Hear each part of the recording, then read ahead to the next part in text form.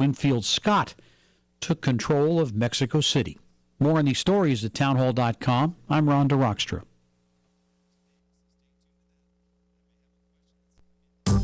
Hi, everybody. Michael Horn from CRNTalk.com. You know, we provide you with the best in talk radio. 8 channels of talk radio, from radio on the left, radio on the right, sports talk, business talk, religious talk, Spanish talk, you name it, we've got talk radio for you. All at CRNTalk.com. Well, now we'll bring you video as well as audio. That's right. Watch your favorite shows like The Robert Conrad Show, The Fred Dreyer Program, What's Cooking Today, What's Cooking on Wine, The Lounge, and so many other shows in video right at our website, CRNTalk.com. You can also watch us on Roku. Just search CRN Talk, and you can watch us on Roku on any TV anywhere in the world. Also on Facebook Live. Go to Facebook.com/CRN Digital Talk. Facebook.com/CRN Digital Talk. Roku, search CRN Talk. Check us out on Tiki Live and at CRNTalk.com. Video for you talk fans, all from CRN Talk. When you have a country to save, it's a call for all hands on deck. We know it shouldn't be this hard. Hi, this is Bill Martinez, reminding you that Bill Martinez Live comes to you every day, Monday through Friday, 9 to noon Eastern, 6 to 9 Pacific. We've got the expert newsmakers, best-selling authors, matters of faith and entertainment just for fun. This is today's News Talk with a purpose to help our country get back to its founding roots and blessings. Bill Martinez Live, 6 a.m. to 9 a.m. Pacific Time on CRN Digital Talk Radio.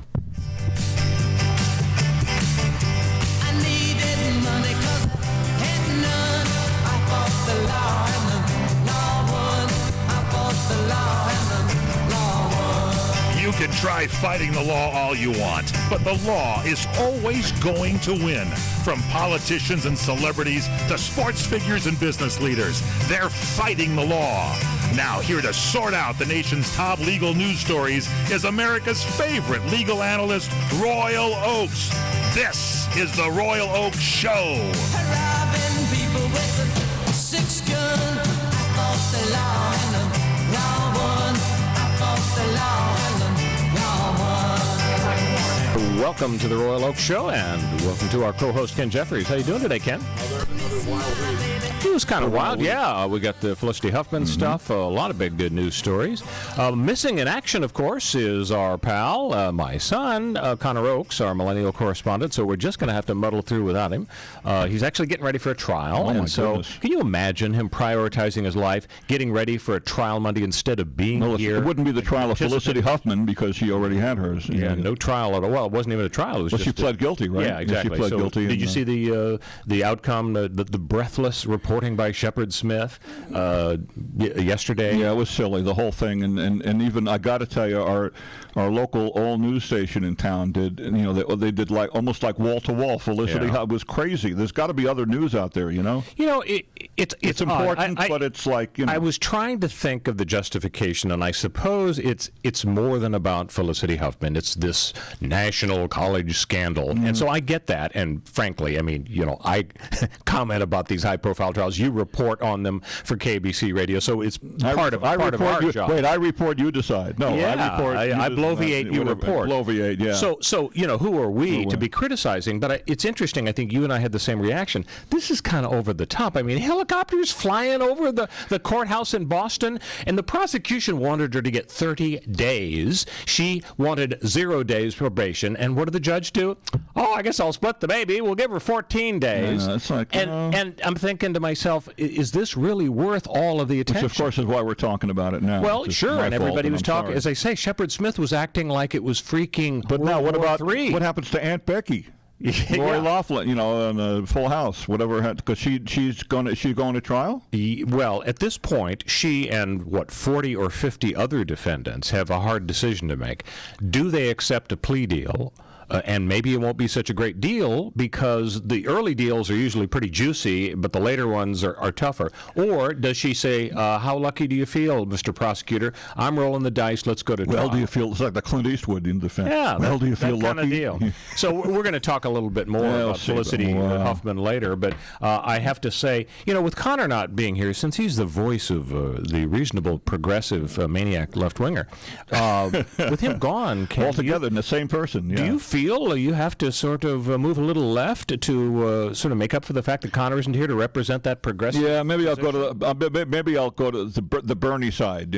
Could be. I'll feel the burn for like about an hour. Naturally, weren't you a big fan of Max Rafferty back in the day, back in the 1960s? Who was Max? Oh, that's right. You were in New York in the 60s. I was in Los Angeles in the 60s. Max Rafferty was a very conservative politician, superintendent of public instruction, ran for Senate, and Alan Cranston beat him. Okay. So, no, you weren't a fan of his. Was he more to the right than B1 Bob Dornan? He was. He was actually more conservative than Bob Dornan. Yeah. So no one was more conservative than B1 Bob. So, speaking of the 60s, I wanted to just kind of get personal and talk about house prices here. And you and I were talking off the air about the amazing change in the house prices. So I'm going to hold up a picture of a home that was advertised in the Los Angeles Times here. And for those of you who are watching radio or listening to radio, that's my house. Yeah, it looks like it, doesn't it? So it's West Hills. It's $825,000. And I looked at it in the Times this morning and I said, oh my gosh, that's the house I grew up in Canoga Park in the 1960s. Now, it's not literally the house, but when you look at it, it's exactly the same layout.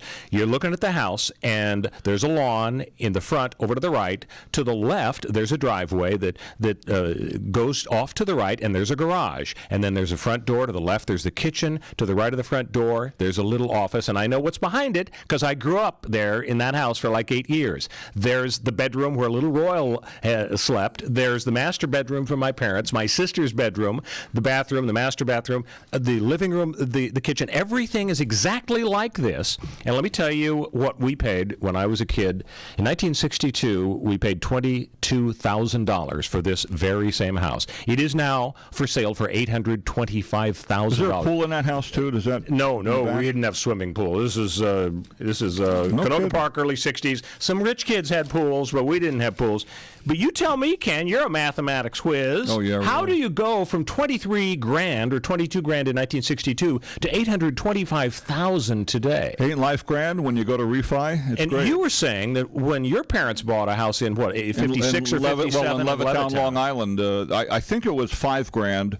And I don't know if my dad used the GI Bill or what. He was a veteran, but I don't know if he used it. But I think they said they bought it for like $5,000. Maybe I'm wrong, but like $5,000. So how does that happen? I mean, I know milkshakes cost 25 cents back in the early 60s, and now they cost $5. But this is just it's 32 times the price of the early 60s. Yeah. I guess so, but it seems like it's way more than inflation. Pretty amazing stuff. Before we get to the news, the other personal item I thought I'd mention, I'm a kind of a big Angels fan. John Phillips. You're the one. And I are both big Angels fans. Phillips. You're the Dodger fan here in the group. Go Blue. But and let's go Mets, by the way. No, the Dodgers are playing the Mets this weekend, but I want the Dodgers can win this weekend, and then the Mets can pick it up and get into a wild card. So tell me if I'm crazy here, Ken. I'm looking at the American League standings here, and there's the wild card race. The Angels are 20.5 games out of the wild card race. I think everything's going to have to go just right for the Angels, don't you? And then, like some plane crashes for several major league teams. Hey, we can joke about this because the odds against it happening and Ohtani is shut down. Yeah, he's shut down for the year. Mike Trout maybe shut down for the money that Artie Moreno spends on this team. They should do better. I know. And not that I want to tell Artie Moreno, the Angels owner, how to spend his money. Of course, I will. But they should do better. I think you just did. Next year. Wait till next year. That's the refrain. And that's the sports news, ladies and gentlemen. Yeah, so let's get into the regular old-fashioned news. Let's talk about whether we should have felons on juries. So Governor Newsom, our all-knowing, all-seeing, wise governor, has decided he's going to sign this bill that allows felons to sit on the juries. And I don't know, it just kind of, maybe it's because my whole life I've heard, felons can't vote. But they'd be ex-felons. I'm not talking about guys that are sitting on death row who are felons. I'm talking about guys who have served their time. They're off death row. And, of course, everybody's off death row thanks to Governor Newsom. Well, for now, yeah. But Newsom seems to think that, well, if you've served your time, and so I guess they're talking about giving felons the vote. I mean, as I say, when I was growing up, the measure knew, passed if you're a felon, you're not going to be able to vote. The measure passed in Florida, didn't it? Lots of states, I think to allow actually about 20 ex-felons to vote. About 20 states have approved it. But, I mean, when you talk about a jury of your peers, I mean, how are the prosecutors going to convict anybody when they look over in the jury box and it's filled with felons? Because they got time on their hands because they probably can't get a job because they got a felony on their record. But they're making money on jury duty. Yeah, $5 a day or whatever it is. Have you ever been on jury duty? Actually, no. I've there's still plenty of time, times, but I've never gotten on a jury. But I mean, jury of your peers. Great. Now I'll get called. What about the expression "is jury of my peers"? Wouldn't they have to be like a murderer or a child molester? Well, that would be like to be my going peers? back to the OJ jury of his peers. You're going to have former football stars at SC and right. So under this Senate Bill 310, if you've got a felony record, you would be eligible to serve on a jury unless, get this, Ken, unless you're on parole or probation. Now, why would that matter? I mean, if you've served your time but you're on parole or probation, why wouldn't you be allowed to vote? But that's in there. But here's the other one. See what you think of this. You may vote if you're a former felon unless your felony was a sex offense, if you're a registered sex offender. Now, why do we let a serial killer who murdered 18 people, but somehow is now out because he served his time, why would we let him vote, but we won't let a registered sex offender vote? Why would a serial killer be out because he served his time? I'm using an exaggerated hypothetical. No kidding. Let's do a different hypothetical, shall we? Let's take manslaughter, where he only killed one little person, or murder, where he killed one person. But murder can be 15 years, 20, 25 years. So lots of murderers are out, okay? Let's assume, for so the sake of our discussion, are they fit to be on the jury of a murder trial? Well, there are thousands of murderers walking the streets in California who've done their time. Why should they be allowed to vote, but not the I'd like to know offender? the governor's rationale for any of this. Do we have trouble finding jurors? Maybe we do. No, we don't. We just have a governor who wants to give folks a second chance at feeling like they're part of society. Now, is that simply just his proposal? That's not cooking in the legislature. Besides, they passed it and he signed it. It is the law? Yeah, it's the law of the Pardon me while I take my jaw and put it back in my mouth. Now, there is a racial issue here. There was an op-ed piece in the paper recently by a public defender, a lawyer, and here's what he said. He said, I've handled thousands of criminal cases. I can't tell you how often I've sat at the defense table with a young African-American client who was excited to prove his innocence. Don't you like that phrase? He was excited to prove his innocence, only to see his enthusiasm replaced with hopelessness and dread once he saw the jury. So I guess the idea was if it's an all-white jury, the guy's going to say, oh, my God, I was excited to prove my innocence, but now I can't because, look, they don't look like me. I guess that's what he's saying. So then he goes on. He says, as an African-American male, I'm faced with the harsh reality that if I'm ever arrested and charged with a crime under current law, it's almost guaranteed I will not have a jury of my peers. Really? Just because they aren't folks who have felonies on their records, it's not a jury of his peers? I don't get it. And yet that's the argument. Over 20 states now allow people with prior felony convictions to serve on a jury. So, but here's the good news, Ken. Let's say you're a lawyer. How do you handle it? You're the prosecutor. Right. How do you handle it? And you're in jury selection, and you get to strike some people. You know how that system works. Not physically strike folks. Not physically strike. Maybe you'd like to. I don't know. I'd like to ask the court to thank and excuse Mrs. Schmedlap. She gave me the evil eye. I know she'll vote pardon me while I strike her. Yeah, so that's what they call it. They call it a strike. Right. It's okay to strike a felon on the ground that you don't like the idea of a felon on the jury. Now, it's not okay for you to strike a black person because you say to yourself, oh, my gosh, look at that juror. He's black. My client's white. I'm going to strike the black juror. You can't strike a juror for any reason? You may not strike a juror on a racial reason. It's called the Batson decision out of the U.S. Supreme Court. And several years ago, the Supreme Court said, you know what? Peremptory challenges, free strikes in jury trials, they're okay. Lawyers don't have to explain. They can just say free strikes for get rid of 8 people. Each side gets rid of 8, and whoever's left is on the jury. But if you are striking them for a racial reason, you're breaking the rules. And if it can be established to the judge's satisfaction that you were motivated by race, you may not strike somebody. But if you're striking them because they're a felon, then it's okay. So is that consistent? That discrimination? That's the rule. That's our new situation. Well, racial is something you can't help, being the race that you are, but a felon, you could help that early in life by not committing a felony. Well, wait a minute. What about Black Like Me? Do you remember that book from the 50s? A white journalist actually had a chemical treatment to his skin.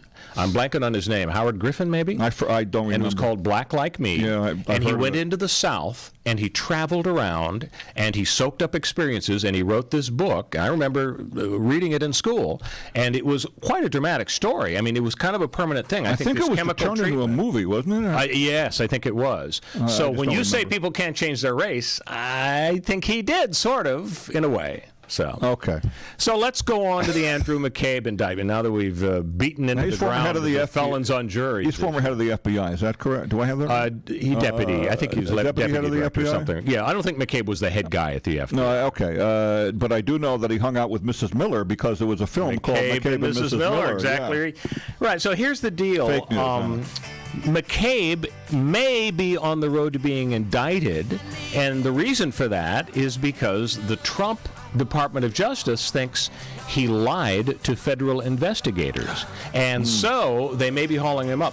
Now, the question is, if you add in the Michael Avenatti prosecution, and you then talk about the Andrew McCabe prosecution, is this going to give a potent argument to both McCabe and Avenatti to say, ladies and gentlemen of the jury, you know what's happening here? You know what Trump is like? When he doesn't like you, he really doesn't like you. He sometimes even charges you with the crime and sends you to prison. You remember all that locker-up talk about Hillary Clinton? That's what they're doing to us. So this could actually lead to Avenatti going free. When we come back, we will delve into this in greater detail. Stick with us on The Royal Oak Show. We'll be back on CRN with the Royal Oak Show.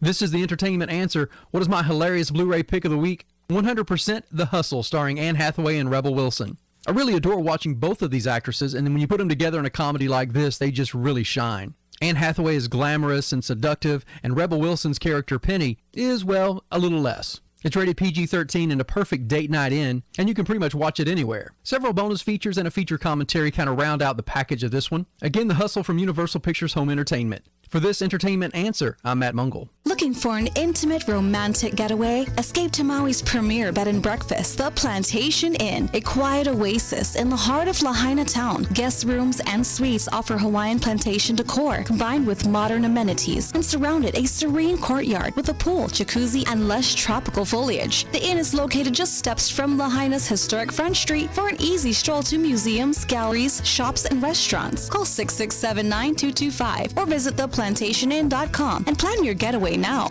Hi, I'm Fred Dreyer. You have all helped build MyPillow into the amazing company that it is today. Now, Mike Lindell, the inventor and CEO of MyPillow, wants to give back to my listeners. You can get great discounts on all MyPillow products if you go to MyPillow.com right now and click on the radio listener specials. And you can save up to 50% off on MyPillows, mattress toppers, bed sheets, and so much more. For example, the body pillow is regularly $89.99, but with promo code WINNER, it's only $29.99. Remember, all MyPillow products come with a 60-day money-back guarantee and a 10-year warranty. Just go to MyPillow.com and click on the radio listener special and save up to 50% off, including the body pillow, for only $29.99. Enter promo code WINNER or call 800-513-3363 for these great specials. For the best night's sleep in the whole wide world, visit MyPillow.com. Legendary food critic Meryl Schindler talks about the Hill Street Cafe in Burbank, California. The Hill Street Cafe in Burbank, California, 3301 North Glen Oaks Boulevard, open 7 days a week for breakfast, lunch, and dinner. And when I say breakfast, lunch, and dinner, I mean menus that give you everything you can possibly want. I'm looking at the dinner menu here. They got every sort of sandwich and salad. And not only do they have burgers and hot dogs, but they have burgers and hot dogs made with Beyond Meat and Beyond Sausage. They have a fitness menu. They have senior dining. It is a full-service restaurant with a lot of, I should mention, very good beers and wines. And they have a back room that is semi-private, fits up to 50 people. They offer delivery through ChowNow, Grubhub, Postmates, DoorDash, and Uber Eats. They allow filming at the restaurant as well. Parking lot is great, a lot over 60 spots. It's a terrific restaurant, and I love the fact that it's something for everybody. Hill Street Cafe, 3301 North Glen Oaks, breakfast, lunch, and dinner. Welcome back to the Royal Oak Show with our co-host Ken Jeffries and our millennial correspondent who's off this week. Connor Oakes will be back next week. So we shout out to Larry Van Nuys. We've got a Facebook watch party going. Larry Van Nuys, the voice of KPLA. Larry Van Nuys, what an amazing career he's had. Radio, television, amazing voice, terrific guy. And I had a personal encounter with Larry Van Nuys in the mid-1970s on television. So he was hosting a game show called Guess Word. And it was kind of like Wheel of Fortune. You had to solve puzzles and so on. And I didn't solve a single puzzle. It was a total washout. It was a disaster. But it was nice, meeting the famous Larry Van Nuys.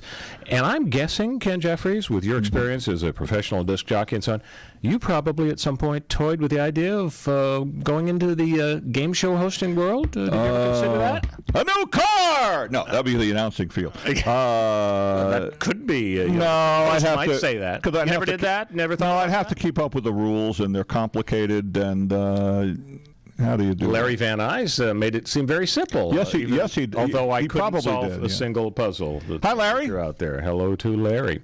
So we are talking about Andrew McCabe, and so he was deputy director of the FBI. It was a really weird situation.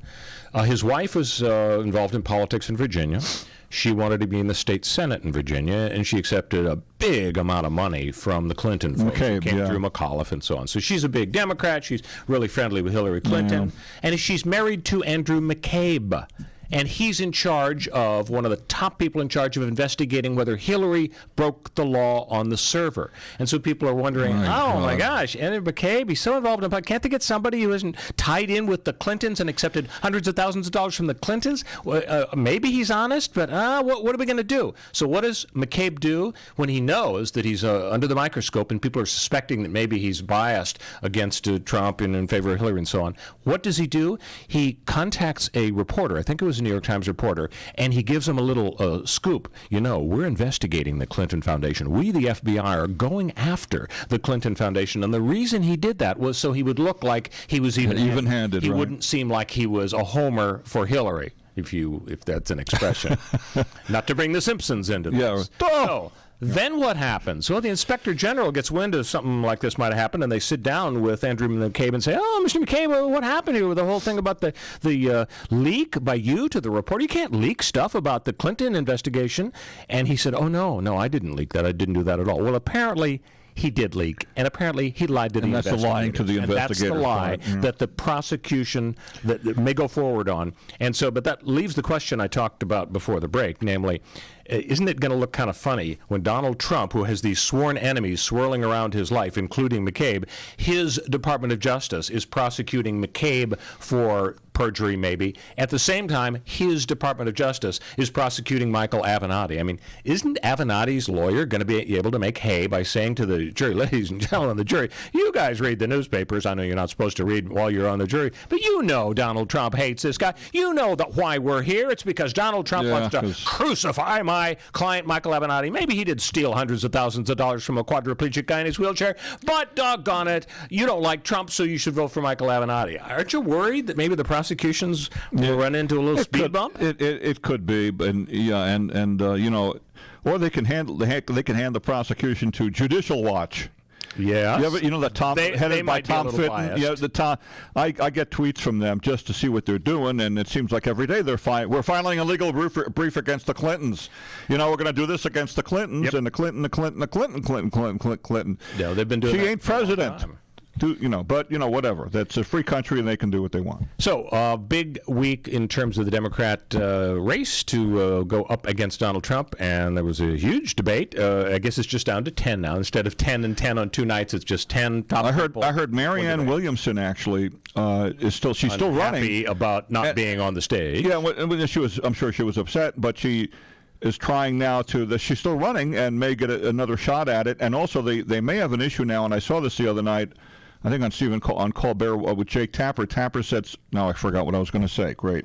I'm getting old now. We have two more segments during which Ken may remember what he was going to say. Tom Steyer. Oh, okay. Tom Steyer apparently does qualify now, and they may have to squeeze him on. How do they do that? Well, I don't know. I guess they'll just add one more lectern, but of course he's going to qualify because he's spending millions of dollars. But you have to have you have to have X number of donors, and then you have to, poll more than 2%, I think. I have an idea. Instead of offering $10,000 to people, just like Yang, he should offer $15,000. Chicken in every pot. And then Liz Warren will say, no, I'll raise taxes to the point where you get $20,000. It's going to be and Medicare for all. So when we come back, we're going to find out whether or not Joe Biden's reference to a, what did he call it? A Victrola. Record player. With the dog listening to the RCA thing.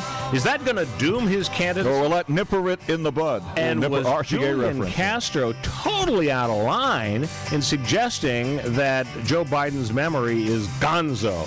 When we come back, we'll explore that as well as the very tough week Lisa Bloom had. Stick with us on the Royal Oak Show. We'll be back on CRN with the Royal Oak Show. You experiencing pain, back pain, shoulder, elbow, or hand pain from a sports injury? If so, schedule a visit with Dr. Michael Sheps, the leading expert in laser therapy for pain management. Call 310-873-4422 or go to drsheps.com. Experience Epic T, the breakthrough laser therapy system that Dr. Sheps developed to make you pain-free in less time. Laser therapy is a non-invasive, safe, and effective in-office procedure that penetrates deep into your skin without damaging the tissue. It perfectly targets areas of pain to promote fast, natural healing. Relax your muscles, ease muscle spasms, joint stiffness, and arthritis pain while increasing blood circulation. For over 25 years, Dr. Sheps has helped Olympic athletes and sports enthusiasts alike get back in the game. Schedule your visit with Dr. Sheps at his Brentwood office in California. Call 310-873-4422 or visit drsheps.com. That's DRSHEPS.com, 310-873-4422. Hi, everybody. Michael Horn from CRNTalk.com. We provide you with the best in talk radio. 8 channels of talk radio, from radio on the left, radio on the right, sports talk, business talk, religious talk, Spanish talk, you name it, we've got talk radio for you. All at CRNTalk.com. Well, now we'll bring you video as well as audio. That's right. Watch your favorite shows like The Robert Conrad Show, The Fred Dreyer Program, What's Cooking Today, What's Cooking on Wine, The Lounge, and so many other shows in video right at our website, CRNTalk.com. You can also watch us on Roku. Just search CRN Talk, and you can watch us on Roku, on any TV, anywhere in the world. Also on Facebook Live. Go to Facebook.com/CRN Digital Talk. Facebook.com/CRN Digital Talk. Roku, search CRN Talk. Check us out on Tiki Live and at CRNTalk.com. Video for you talk fans, all from CRN Talk. Hi, I'm Fred Dreyer. You have all helped build MyPillow into the amazing company that it is today. Now, Mike Lindell, the inventor and CEO of MyPillow, wants to give back to my listeners. You can get great discounts on all MyPillow products if you go to MyPillow.com right now and click on the radio listener specials. And you can save up to 50% off on MyPillows, mattress toppers, bed sheets, and so much more. For example, the body pillow is regularly $89.99, but with promo code WINNER, it's only $29.99. Remember, all MyPillow products come with a 60-day money-back guarantee and a 10-year warranty. Just go to MyPillow.com and click on the radio listener special and save up to 50% off, including the body pillow, for only $29.99. Enter promo code WINNER or call 800-513-3363 for these great specials. For the best night's sleep in the whole wide world, visit MyPillow.com. Imagine this is your money and someone wants to take it from you. Who is it? The IRS. They want your money, and guess what? They can legally take it, all of it if they want. Remember, they sent you that letter that said, hey, you owe us a bunch of cash and we're going to take it from you. So what do? Fight back by letting our team of experts at the tax helpline work it out with the IRS so you can keep your money. And we're good at what we do. When you hire us, you get a team of guys on your side that know the IRS laws and will fight to save your money. So if you owe the IRS a ton of cash and you want to keep it, call right now and learn for free how we can help you put it back in your pocket. 800-932-1597. 800-932-1597. 800-932-1597. That's 800-932-1597.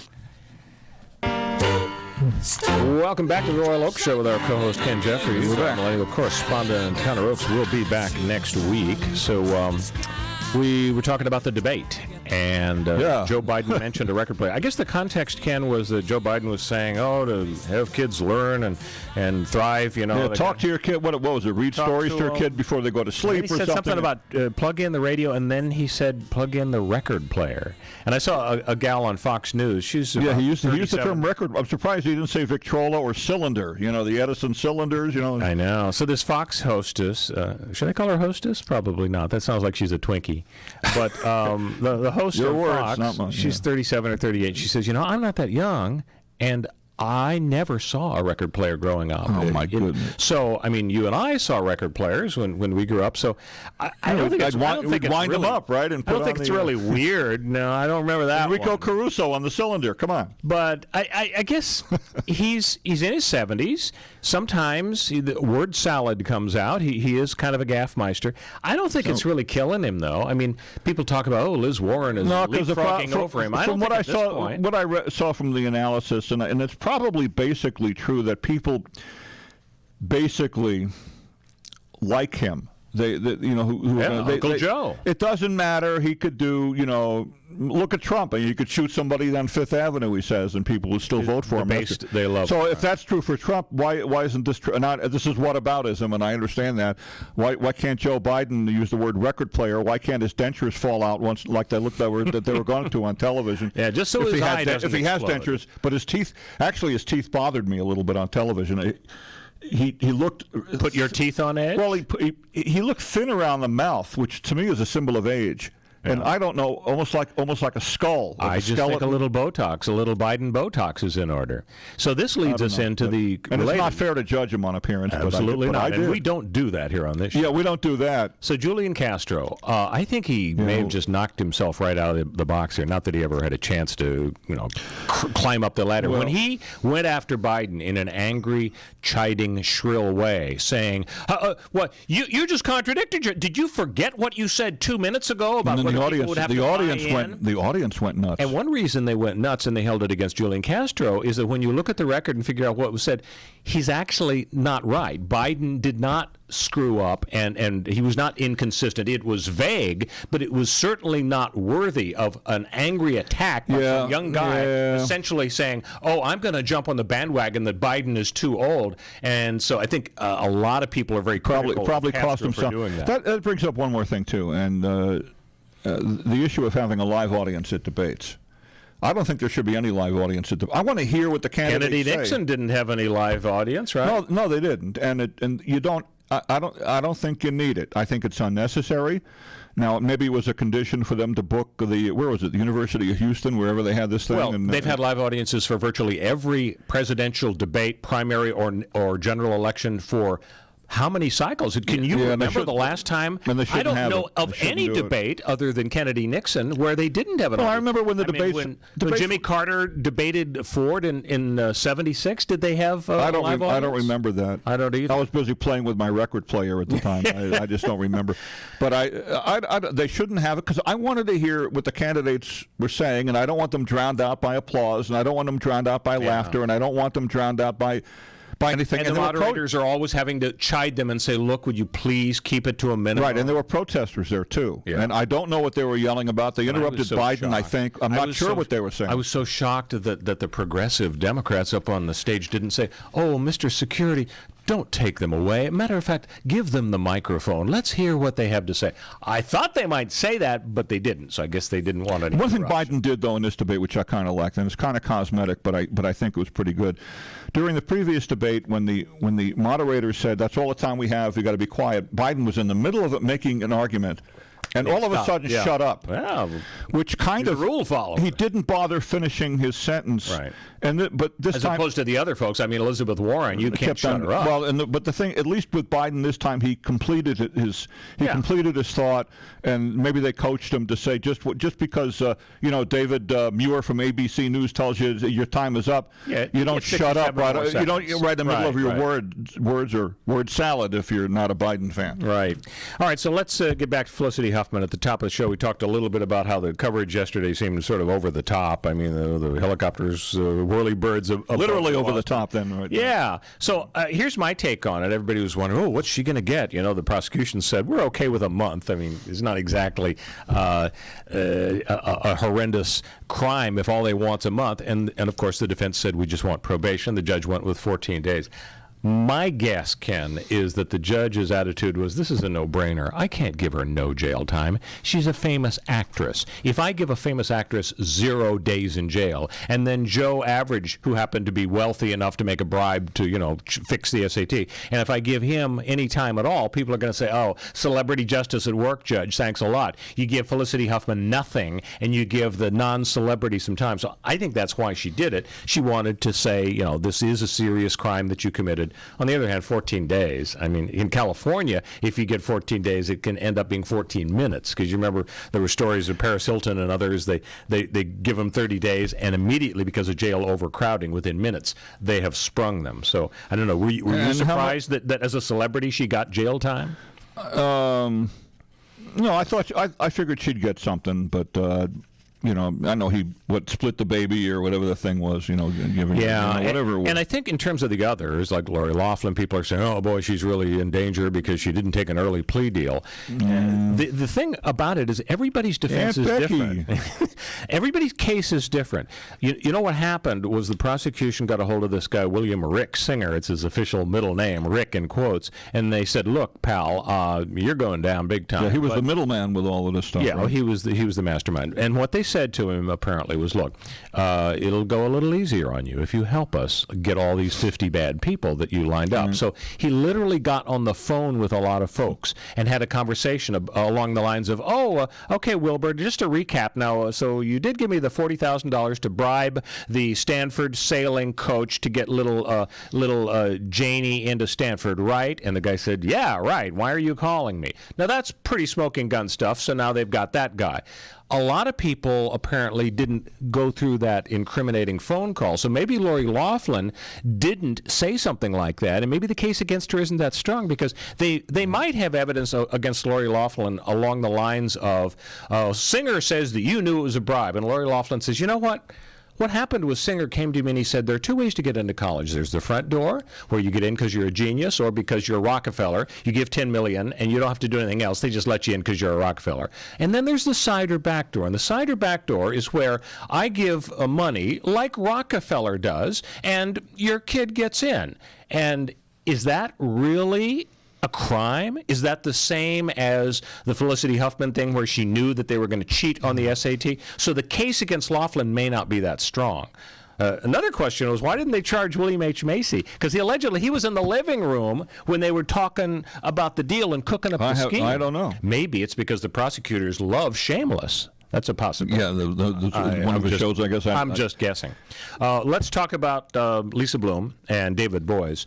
So Harvey Weinstein is immersed in all of this mess. All these women are going after him. And now we've got a new book coming out. It's called She Said by Jodi Kantor and Megan Twohy.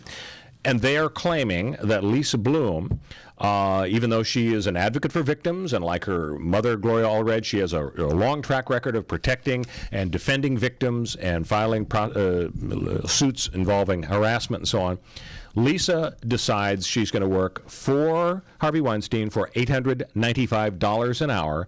And according to this book, she developed this hit strategy to prove that Rose McGowan, the actress. I think it was McGowan. I think. And the hit strategy is we're going to make her look like some sort of a wacko mental patient. So Lisa Bloom knew about all of this going in.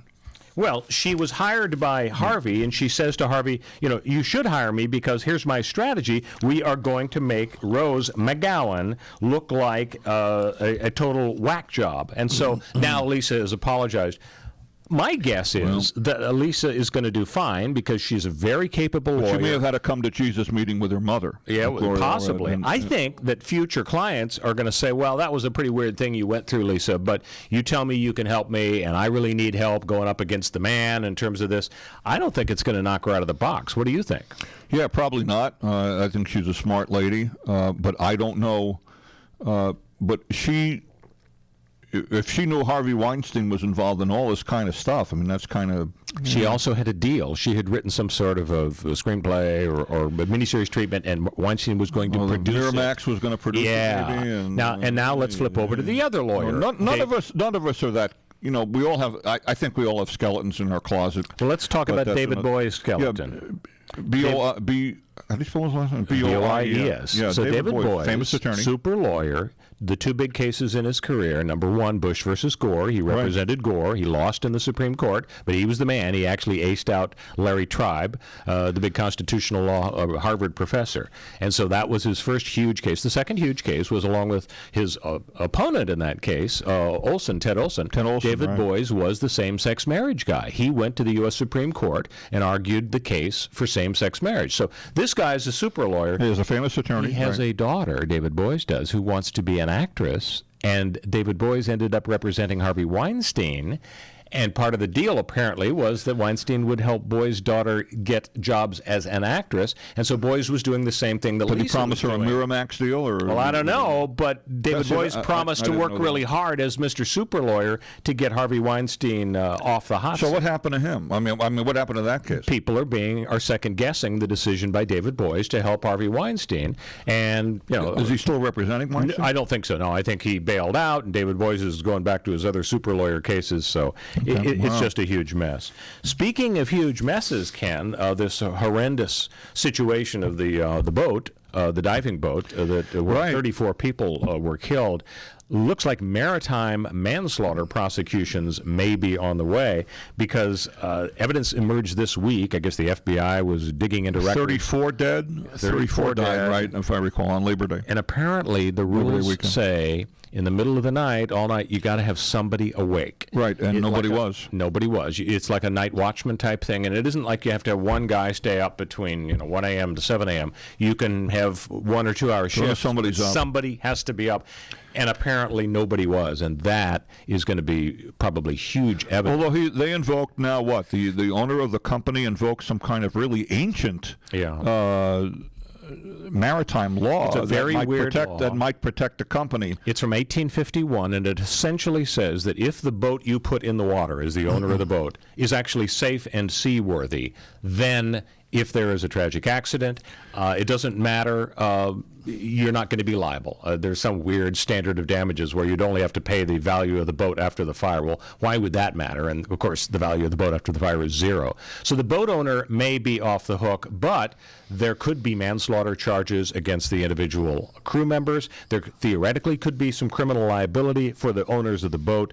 But the bottom line is, I mean, you have to wonder whether they really did administer the proper safety warnings. And I don't know if you've seen the pictures, but there are two ways to get out of the lower level of the boat, and apparently the flames engulfed areas involving both. They couldn't escape, according to the crew members. Yeah, it didn't. It's a bad look. At first blush, when the news first came out, I said, how did all the crew members escape? And they didn't bother to rescue the other people on board.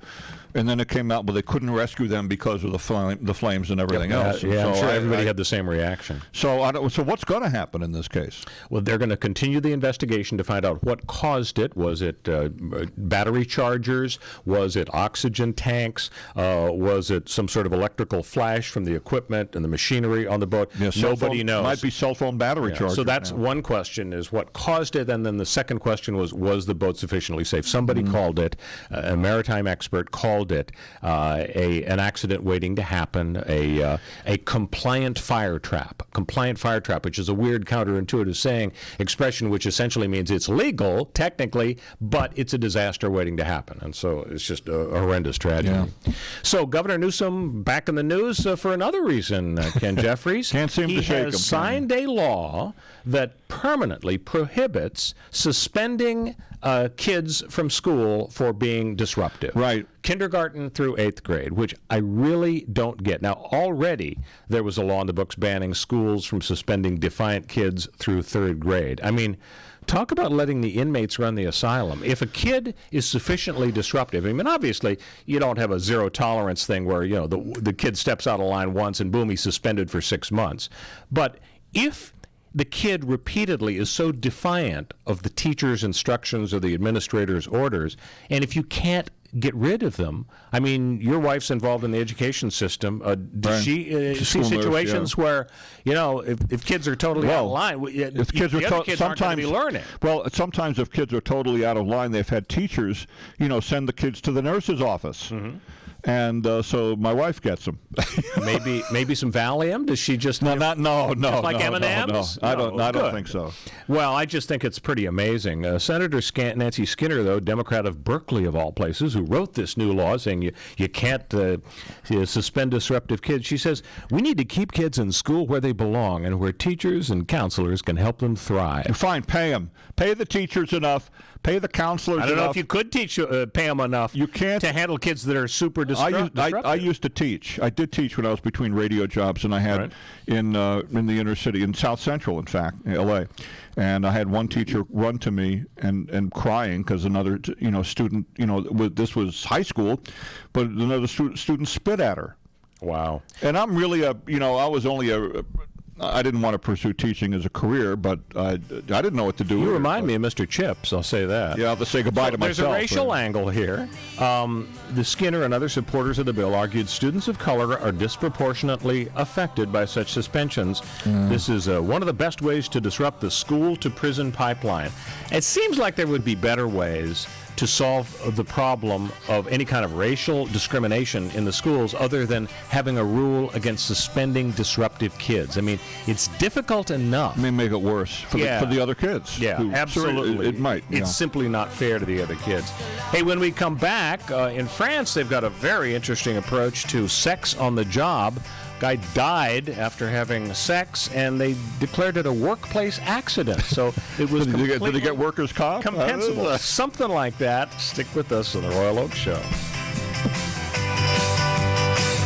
We'll be back on CRN with the Royal Oak Show. Savor the past and savor the glory days of Las Vegas. Enjoy 70 years of true Las Vegas history as 4 generations of family wait to greet you at the legendary Bootlegger Italian Bistro. Wine, dine, and experience Mama Maria's award-winning original recipes while surrounded by original family photos and celebrity memorabilia. Enjoy piano artistry nightly with music from the Great American Songbook in our main formal dining room. The Bootlegger Italian Bistro, open 24/7, 7700 Las Vegas Boulevard South, in the entertainment capital of the world. The Bootlegger Italian Bistro, open 24 hours a day, 7 days a week. 7700 Las Vegas Boulevard South, in the entertainment capital of the world. It's Vegas, baby. Ka'anapali Beach Hotel, Maui's Hawaiian Hotel. Located in the heart of Maui's premier resort, Ka'anapali Beach Hotel is officially recognized as Hawaii's most Hawaiian hotel and the #1 best value in Hawaii. With a range of accommodations and affordable dining options, this is the ideal setting to turn Hawaiian dreams into lifelong memories. Live Hawaiian entertainment every evening, free year-round children's programs, weekly arts and crafts fairs, welcome breakfast, and departure kukui lei ceremonies add to the value. Swim in the whale-shaped pool, indulge in the fabulous spa and hotel salon. Enjoy Hawaiian hospitality at its best at the Ka'anapali Beach Hotel. Call 800-262-8450 or go to kbhmaui.com. That's kbhmaui.com. Aloha. Ka'anapali Beach Hotel, Maui's Hawaiian Hotel. This is Dave Hull. Don't miss the newest couple on the air, myself and Mike Horn. We're together in the lounge, here at CRN Digital Talk Radio. Call in and join us for talk radio like you've never heard talk radio before. It's the legendary Dave Hull returning to the radio airwaves. That's right. Join Dave Hull and yours truly, Michael Horn, Fridays at 4 Pacific, 7 Eastern. And throughout the weekend, check out all the information at crntalk.com, crntalk.com. Come to regenerativemedicalassociates.com and visit our online store. You'll find products to help with orthopedics, podiatry, aesthetics, and so much more. Our facility is FDA inspected with approved treatment for the United States Veterans Association. Visit our website at www.regenerativemedicalassociates.com. That's Regenerative, REGENERATIVE, medicalassociates.com. Welcome back to the Royal Oak Show with our co-host Ken Jeffries. Our millennial correspondent Connor Oakes will be back next week. We are going to get to the story of sex on the job as a compensable workplace accident. But before we do, I want to shout out to our pal John Brooks, formerly of KFWB. We worked with John, and he is a remarkable broadcaster. One of the great radio street reporters and news anchors. Well, not only that, he was a terrific anchor, like you, and a terrific reporter. So I think that makes him a two-tool player, wouldn't you say, Ken? Now, in baseball, they got 5 tool players, hit for power, average. Also, he has the best hair in the industry. Very strong hair. That's right. So, Ken, I said 2 tools. What would you say? A radio person, would there be more than 2 tools? Anchor and reporter? Would there be a third or fourth tool that you would have in your toolkit? A wrench, a screwdriver, I don't know. Monkey wrench? The drink a screwdriver would be. We'll think about that, and we'll get back to you if there are more than 2 tools. So hello to John Brooks. Maybe John can tell us. So also before we get to sex on the job as a workplace accident, I guess I teased that a couple of times. Beto O'Rourke. We were going to talk about Beto O'Rourke. I don't know why we call him that, because that's not his name. He just called himself that so Latinos would vote for him. But he had a moment during this debate. I'll encapsulate it briefly, very briefly, if I can, because we're running out of time. Oh, no, we got all the time. No, we don't. We're like Howard Stern. We can go as long as we want. If we keep talking about how much time we don't have, it'll be gone. We're done. So he said at the debate, we are coming after your AR-15s and your assault weapons, and I thought that took some guts. I thought that finished him as a candidate, maybe if given the election to Donald Trump. We'll see. But there was something else, too. Sure. There was a Texas congressman, O'Rourke is a former Texas congressman, El Paso. Right. A current Texas congressman. That means the Paso in English, by the way. Oh, okay. That's good to know. The Paso fine.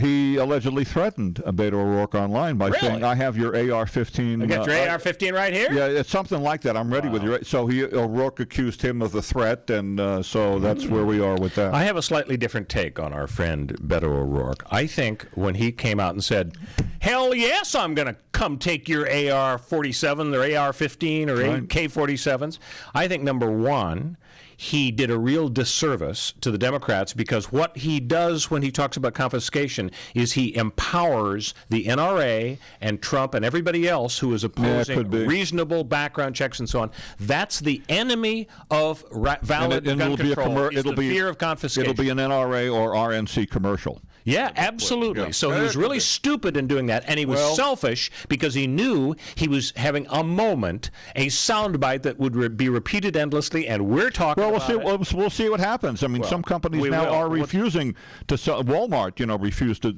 not selling those weapons, those kind of weapons anymore, and some other chains too. So we'll see. So now we're going to talk about sex. A Frenchman who died of a heart attack while having sex during a business trip for a railway company was the victim of a workplace accident, according to a court in France. Now, what kind of morons are on these courts in France who would say that the guy is cheating on his wife? He wasn't even in the hotel where he was for business. He went to a different hotel to sleep with a woman who wasn't his wife, and it was such great sex, he died from a heart attack immediately thereafter. It's the Nelson Rockefeller defense. Yeah, when you think about it. With a complete stranger. Google it, boys and girls. It was not a happy death that Nelson Rockefeller had.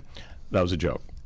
Okay, you're right. I got it. His wife was named Happy. Happy. Oh, that's right. So he was. He was unhappy with. During the act, the man suffered a heart attack and died. The Court of Appeal ruled the death was a workplace accident. They said, it was just like taking a shower. If you're on the job and you have to take a shower, then that would be like a workers' comp thing, or having a meal, something like that. The other side said this was a solely personal thing, and we shouldn't have to pay for it.